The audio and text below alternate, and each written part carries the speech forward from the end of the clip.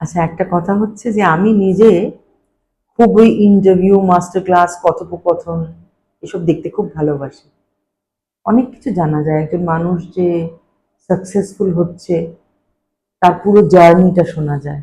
তো সেই কিউরিওসিটি থেকেই আমার থিয়েটার ফ্রেটার্নিটির কিছু টিচার, কিছু স্টুডেন্ট, আমার কলিগ, তাদের সঙ্গে আমি কিছু কথোপকথন করেছি নিজের মতো করে, জাস্ট নিজের কিউরিওসিটি থেকে।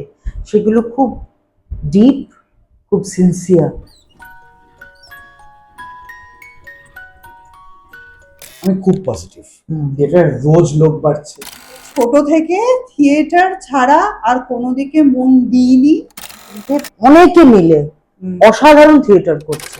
এইটাই একটা জায়গা হবে যেখানে আমি আমার কথা বলতে পারবো।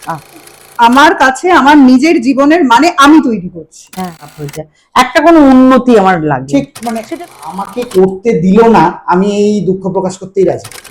চারিদিকে সবাই একটা। তো এই চেষ্টাটা আমরা করছি কেন?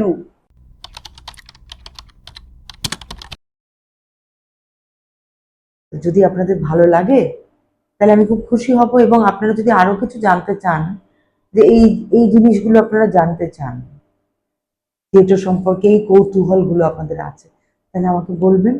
সামনের বার আর একটু ভালো করে করার চেষ্টা করব।